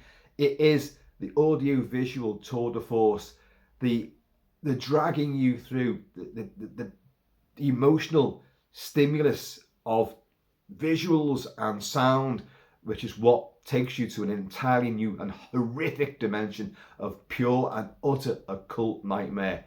What is it? Of course, it's Dario Argento's Suspiria. I make no bones about it. This is number one. This is the most terrifying film I've ever seen. It's the film which is the nightmare scenario. It transports me. It is its own entity. It lives and breathes as celluloid psychosis. And when I watch it, I can't get out of it. I also don't want to. That's the sort of the sadomasochistic element of a lot of these movies. Why do we love these horror movies? Because we love to see people getting butchered and put ourselves in that. How do we get out of this? This works on a lot of different levels for me. Let's prog rockers Goblin deliver such an electrifyingly bizarre baroque score, filmed in Munich and obviously in Roman studios. But Susie Bannion and Jessica Harper arrives at the Freiburg Tanz Dance Academy in Freiburg, Germany, to learn to dance. But it's owned by a coven of witches who, if you discover their secrets, they'll butcher you in the most horrific ways imaginable. They'll rain maggots from the ceilings. They'll do all sorts. They will rip your heart out. Your own guide dog. If you're blind, your guide dog will tear your throat out. Listen to this. The visuals, the colours. Dario Argento used, he scoured the air to find the old film stock from Disney for Snow White and the Seven Dwarfs. He loved, and of course there's a witch in that, he loved the colours, the thick redolent greens and reds. I want them. And he got that film stock. And he made the movie with that film stock. Jessica Harper. You know, at the time when I first saw this, obviously I did not know this at the time, but Jessica Harper was a dead ringer for the future Mrs. Kilt-Man. And when I saw Mrs. Kilt-Man, I was like, because I fell in love with Jessica Harper at a young age, because she was so vulnerable and doe-eyed, wandering around this labyrinthine dance academy with the most threatening characters ever all around, and people getting butchered in rooms of razor wire and stuff. Oh my God. Throats getting slashed and multiple stabbings. It was fucking horrible. All women as well, like apart from the blind guy. But it was just powerfully surreal, or not surreal, but hyper real.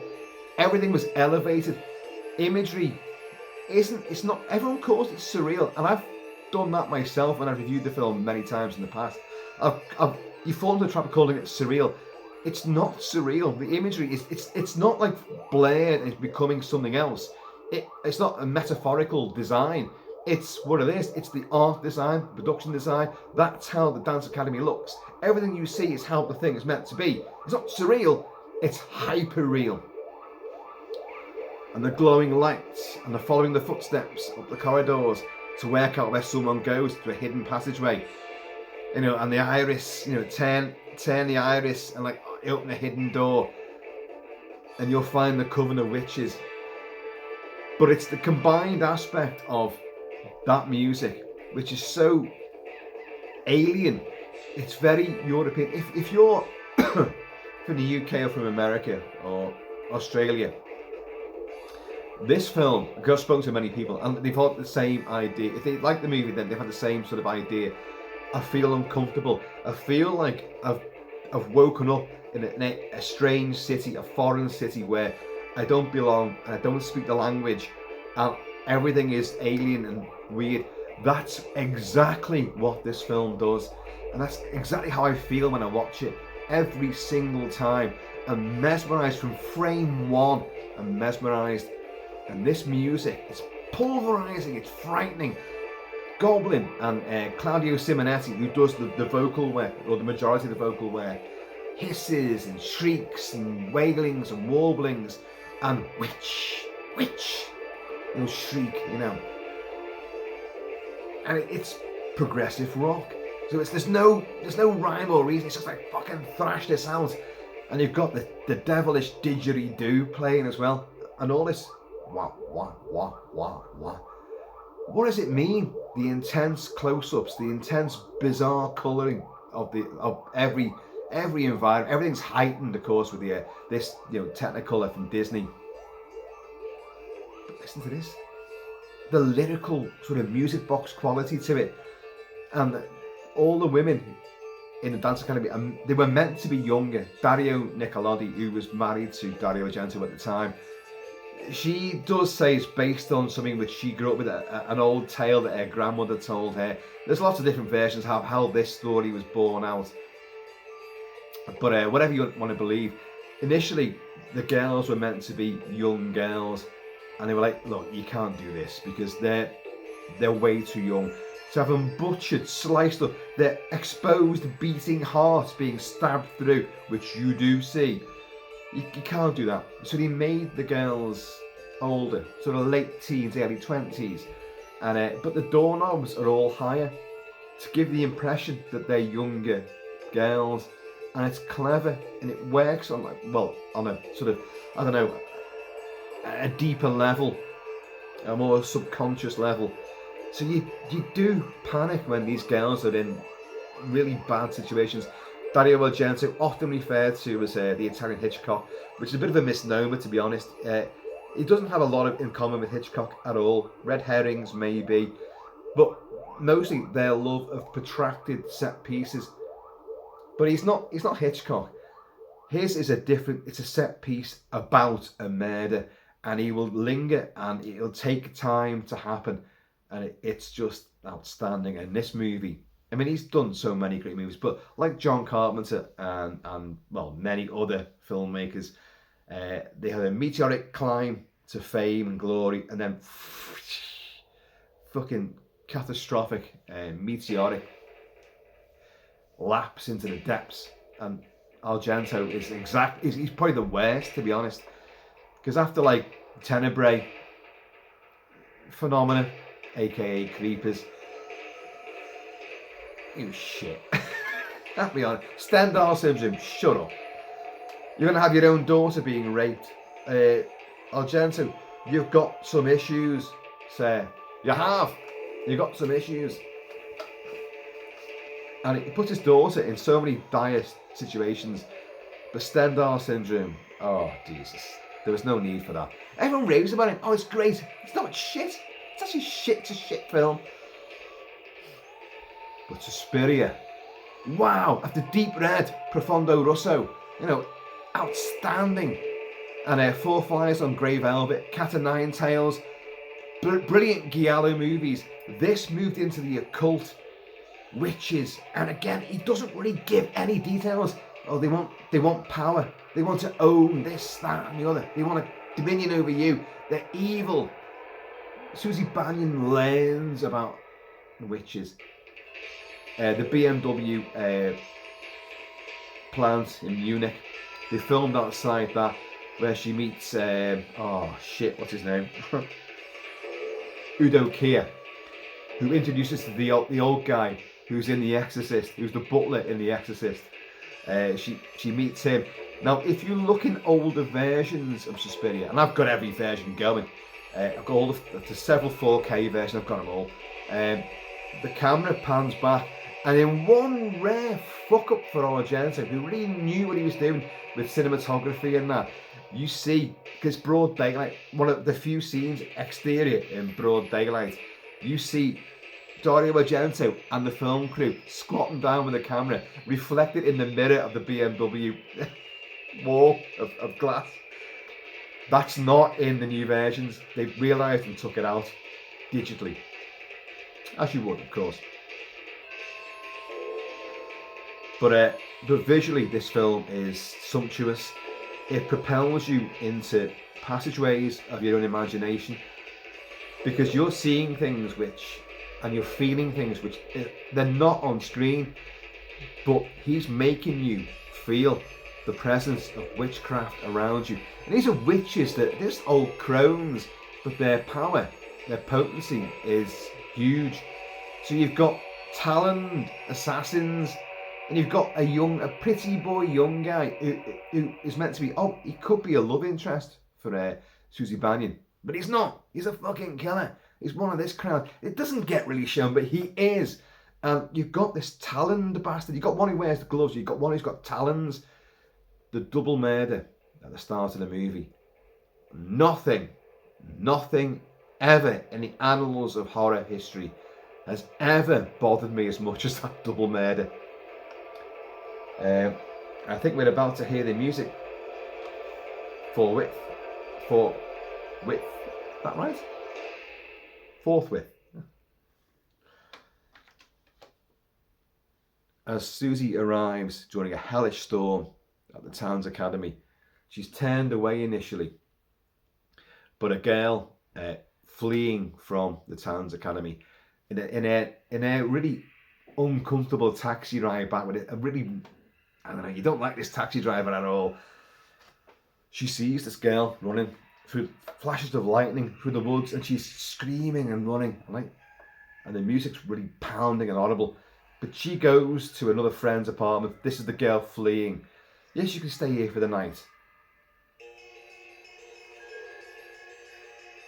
And she gets an pure Art Deco building, stained glass windows and all sorts, really, opulent colours. And in this sequence, there's nothing happening. She's just there, and suddenly, there's a wind outside, clothes on the clothing line, are billowing, and she looks through the glass out the window, and suddenly two yellow feral eyes flicker at her, and she's got a candle, not a candle, a lamp like that, watching, and a hand crashes through and rams her face against the glass. She's like, ah! And her face is all contorted, and then finally her face goes through the glass, and she's dragged out onto the rooftop and viciously stabbed repeatedly in the chest, and she's like, oh, damn. And it's the sound effect, the chung, chung, chung, chung. A rope is tied around her, more stabbings, her chest is exposed, and you see her heart beating. As a kid, I was like, and he stabs the heart, and you see the gaping wound in the beating heart and blood pissing out of it. And then she goes through the stained glass skylight and cascades with a rope around her neck, and she's not stabbed to bits and hung as well. The camera will pan down, and her mate, who put her up for the night, couldn't get through the door because she'd locked the door from the inside. She's banging on, there's a murderer, like this. The camera pans down, and we see her, who's been panicking, and run down to the foyer of this apartment complex.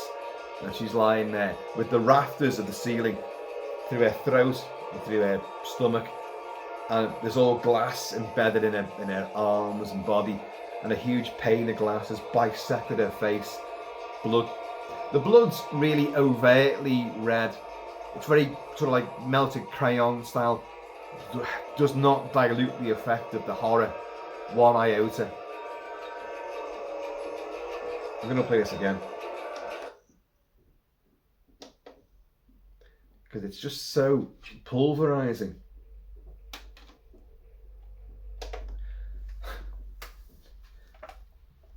Suspiria remains my ultimate nightmare movie.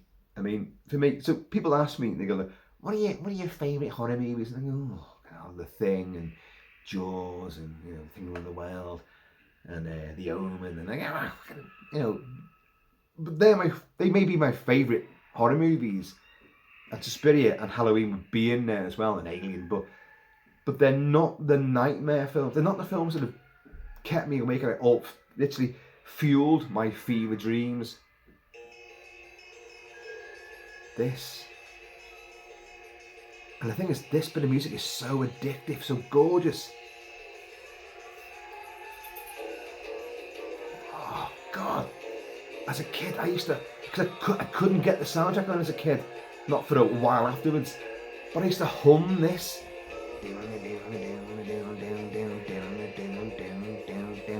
And in the playground, I'd be humming this. I'd go, what are you doing there? I'd be going, it's Suspiria. Don't talk to him. It's a fucking nutter.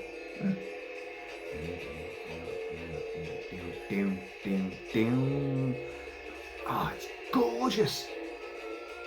And yet it's so it's so horribly nightmarish and distressing at the same time. And the voices, Claudio Simonetti, they let loose just completely. Argento's just gone like, just look, here's the visuals, you come up with something to match that, or vice versa, and we'll work with it. And it's lightning in a bottle. I mean, they did work with it on Deep Red, Profundo Rosso as well, and on Sleepless as well. But nothing compares to this. Yeah, Keith Emerson on Inferno, which is the sequel to this. Then you have Tenebrae. Oh, Tenebrae is awesome, but Tenebrae is an ultra shock thriller. But I've discussed that before. Inferno is great, but he then did Mother of Tears in much later years, which is the third part of the Mother's trilogy. This is the first part, and it was absolute shite. It was unbelievable. It's where I think he's already done, or was he about to do Dracula 3D.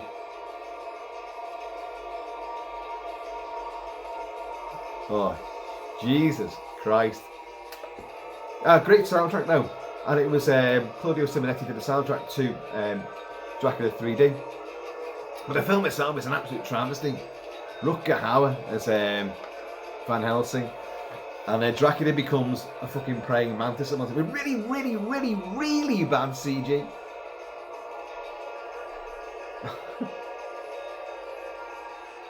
So what have we done then? What have we done? I'm going to admit, these are the films which... They're not my favourite horror films. They're not. They're the films which fueled nightmares for me. They're the most profound effect upon me from the horror genre. So, in descending order, Night of the Living Dead, 1968, George Romero. Alien, 79, Ridley Scott. The Texas Chainsaw Massacre, 74, Tobe Hooper.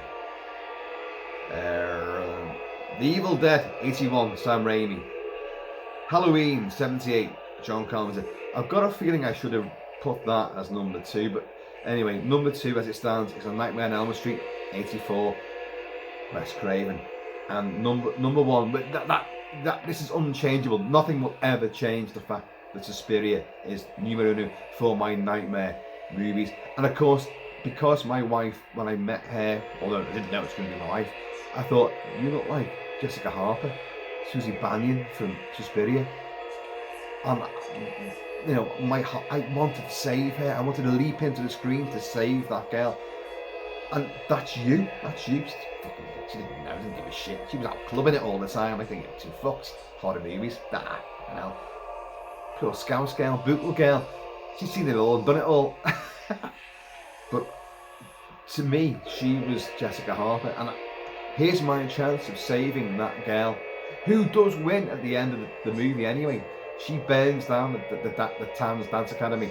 She kills Elena Marcos, the witch, puts a crystal dagger, the bird with a crystal plumage, previous Dario Argento movie, a nice namesake, nice reference to that. She plunged it through this old girl's grizzled, horrible, mutant swamp bitch neck. She's like, kills her, and then burns the place down. But in so doing, causes fires to erupt, and all the other coven members get burned, and they're all like that, with blood streaming down them. And here's another thing about Suspiria. A lot of people don't like that ending because it's like, well, so all she does is just stab this, and that's it really, and nothing really happens, and then everyone else is dying, doesn't really do anything, then runs out and places on fire. I like that because what does happen, it doesn't really matter. You've been through this odyssey of fear, paranoia, absolute, horror. A friend comes back to life after having her throat slashed and being cut to ribbons with razor wire, with pins in her eyes, and comes back living dead. As the witch gets like, and she appears with a knife and cackles with blood coming down, and comes for Susie, but Susie kills the witch, and this apparition just fizzles out. And yeah, I know in a movie now you would have to make that a bit more graphic and like a final fight. But Argento wasn't doing that kind of movie, and it's all, what do you see? It's visually excessive and like, oh my god, it's emotion and sensorial overload, and it works for me. Even though people go like, well, it's a bit of a lackluster finale. Not to me. It isn't. It works, and she walks out. She escapes. Great fucking camera shots where she goes across the iris room. That fishbowl lens effect is amazing. You see it twice, but she goes through one way and then escapes back the other way, and it's all chairs and things going around, and lampshades and pots are going, flower pots, and also exploding, and then flames erupt everywhere. It's just visual excess and really brilliantly done. And then she stumbles out into a rainstorm again, like the start of the movie, but the whole place is on fire, and she's bathed in rain, but the relief on her face that she's survived and got away with it. It's even that in itself is haunting, because you think, has she survived? What's going to happen next? Where's she going to go?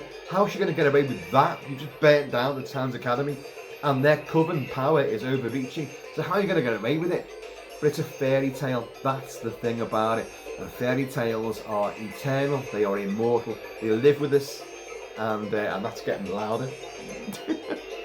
And again, see what I mean about this cacophony of sound, and the combination of that with the powerful visuals is just, it's overpowering, and it's brilliant, and it works on every level. Now, what didn't make the list? Well, fucking everything you guys were thinking of didn't make the list. And I did put a couple of things down. I mean, there was no torture porn, because it fucking doesn't matter. Torture porn. Yeah, it's horrible, but I'm bored by it. I like the Terrifier movies, but again, they're not gonna, it might be individual scenes where like, oh my god, no! And the Saw movies, but overall, I'm like, I don't give two shits. That's not going to haunt me at all, whereas all the films I've mentioned do haunt me. So, no torture porn. No Jaws. Jaws is a masterpiece. It's a horror film, an adventure film, a character study. It's an action drama, it's a thriller. It's a creature feature. It is a horror film as well, without a doubt. And it's a masterpiece. But I'm not haunted by it. I'm excited by it, I'm enthralled by it, but I'm not. It didn't get into me like these films did, in a nightmare sort of scenario. Oh yeah, you're stuck at sea and the fucking big monster sharks after you. Yeah, but yeah. Okay. take that back to the start. But it doesn't live on that level with me. But you guys know how much I love Jaws. The Thing. John Carpenter's The Thing. Of course, a nightmare situation. But it's a fun movie for me. I have a great time with it. I don't get haunted by it. The loss of identity, the fact that you can't trust somebody next to you, and the effects and the mutations and transformations. Oh fucking hell, yeah, I know, and I'm not gonna go into it because I've talked about The Thing a million times, same as Jaws, but it's not one of these films which sits inside me and frightens me again and again and again. It just doesn't do that. The Exorcist. No, I'm not religious. I love The Exorcist, and I find it frightening, but I find it frightening I just see a girl, whatever your beliefs may be, I don't care, devil, whatever, she's possessed by something, and your head doesn't just spin around, you don't puke green pea soup, you don't break people's necks, but you don't do a spider walk, your body can't control unless something's making you do that. I love The Exorcist, and it does frighten me, but it's not on such a religious fundamental level where I'm like, oh my god, the devil exists and the devil can do this to you. It doesn't work on that level to me. It works on a level where like that's a young girl and you're the parent, and I've got a daughter, I've got a son as well, but you don't worry about your kids as much. Like Dario Argento, why are you such a misogynist? You always kill women in the most horrible ways. And he always said, well, a woman in jeopardy is more fundamentally terrifying and emotive than a bloke in trouble. An audience doesn't worry about a bloke in trouble because a bloke can fight back, but they worry about a woman. And of course, I know a woman can fight back, but that's what the point he's making. You're more instinctively afraid for the woman than you are for a man. And I get that. I do get that. And of course, he's made a career out of doing that. So again, you're worried about a daughter in The Exorcist, and that's how I see that film. But it works on a different level for me. I'm not traumatized by it, like I am by these, where I will have nightmares about them. And when I watch these films again, it's like watching it for the very first time, and I get those electrifying frissons every single fucking time I watch them. Even to my dying day, I'm still going to get those emotions. But these films don't do that. They're fun, but they don't give me that, oh no. The Omen, I love The Omen. But I'm not frightened by The Omen, that's the thing. I love it, but it appears in a lot of people's top horror movies, and it would be in my top 10 of horror movies, but not the most frightening, if you know what I mean. Honourable Mentions. Here we go.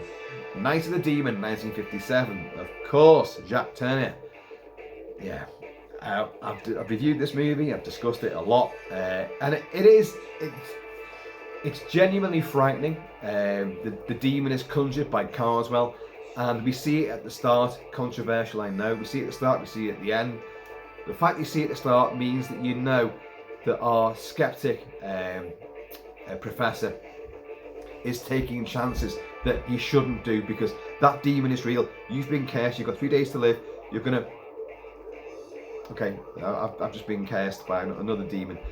To wrap it up quickly, but the fact that you see it at the start is nightmarish. You go, oh my god, he's going out into the woods. The smoking footprints, the glowing orb behind him. Oh my god, you don't know what you're doing. We know what's out there. That's why it works. But I don't have nightmares about that movie. So, Zombie Flesh Eaters, Lucio Fulci, the little gnome of gore from Italy. Yeah, ripping off George Romero's flesh-eating zombies. Zombie Flesh Eaters is a nightmare film. It's gorgeously gory and very colourful. I've reviewed it, done a watch party for it as well. It has such great set pieces, and it's really nightmarishly horrible. But do I have nightmares over it? No, not at all.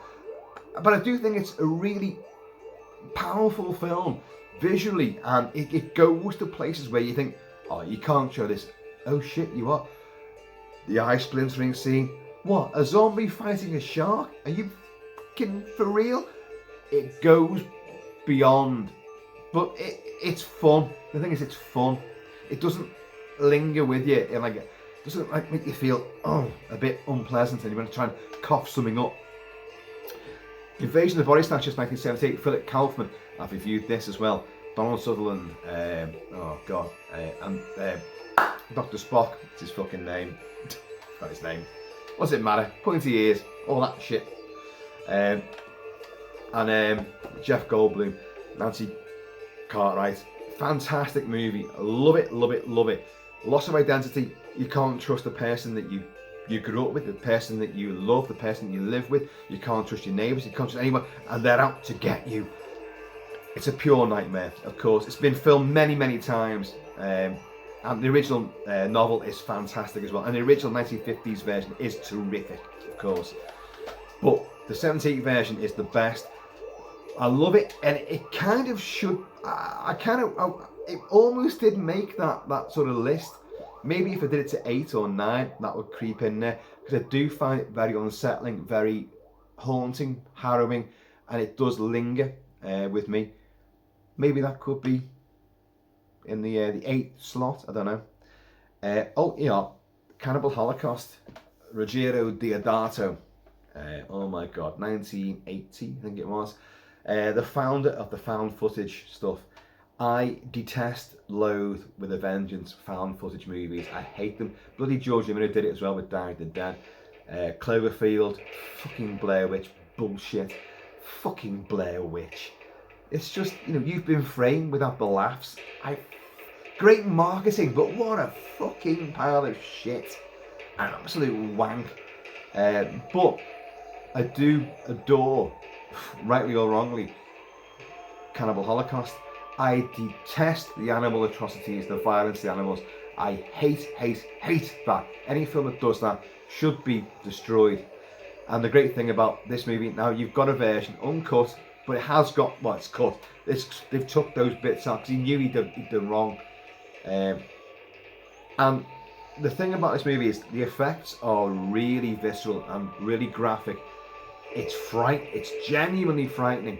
And the found footage, half the movie is the found footage, half of it's finding that and then watching the found footage, and of this team that goes into the Amazon to try and find cannibal tribes and finding them and then making them do horrible things by doing horrible things to them in the first place. And it's a ruthlessly nasty film, very nasty aftertaste after watching it, and it did have a really profound effect on me, but I didn't put it in there. So there you go. The Shining.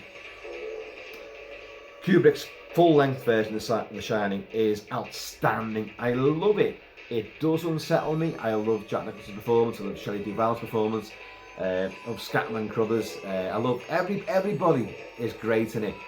The Overlook Hotel, the mismatched music, the patchwork of Prokofiev and Penderecki and Wendy Carlos's movie. I've played the soundtrack, all the music I can from that movie. I've played it all before.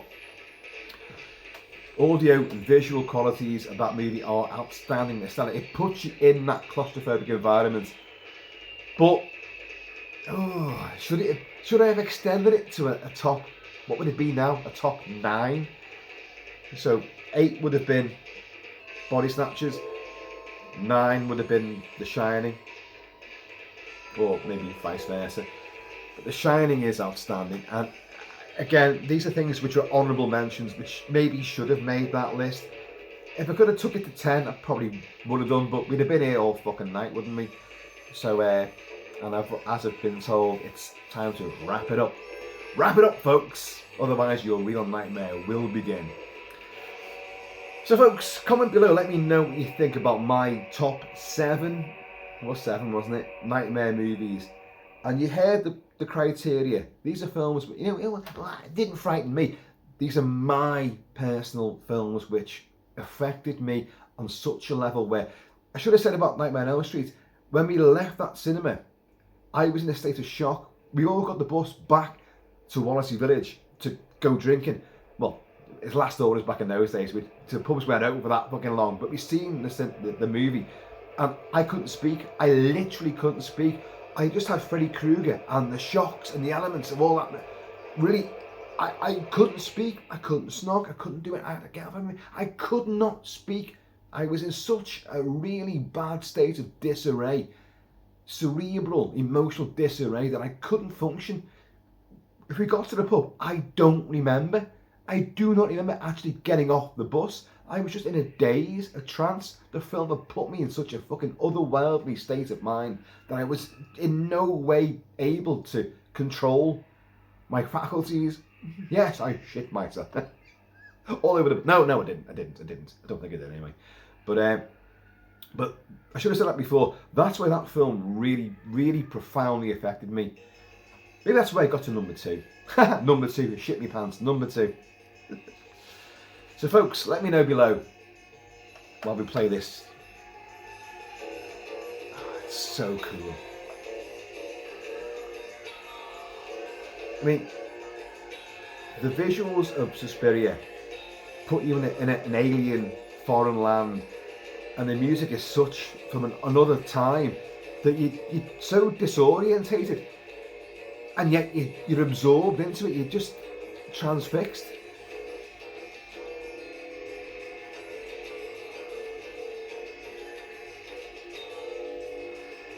It's just beautiful, isn't it?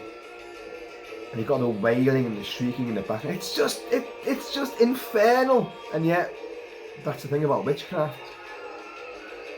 It's enticing. I've talked about that, haven't I? I know, because I know people I've known people involved in witchcraft and occultery. And the great thing about that was at a big bizarre party that Mr. Kilt-Man went to. There was one faction that said, we were talking to some people, they were dead nice, and like, oh god, yeah, we're all fucking, don't worry about a thing. You want to come to ours? And like, oh, show you some stuff, but there's no, and they were nothing to worry about. They're dead. They were dead friendly, and they talked to someone else, and they went, don't go speaking to them. Don't. They're bad. We're good. And you're like, oh, what? Are we a fucking tennis ball here? They're being ricocheted from one to the other. Who do you trust? Let's get out of here. But I was kind of like, this is fascinating stuff. Like, I can tell you more, but not right now. So stay tuned for more occult, behavioural bizarrities with Kilt-Man. So, right, in the meantime, in this ever precariously in trouble because it's now tea time and I've been talking for too long, in between time, please keep it Celtic, and I'm going to see you all in a nightmare near you. Oh, it's a bit of a Donald Sutherland. Nightmare movies. Do let me know what yours are. It could I could do another video about this and why these things affected you, and you could be name dropped. Let's do it. Let's all get involved. Let's all share our nightmares. I'm out of here.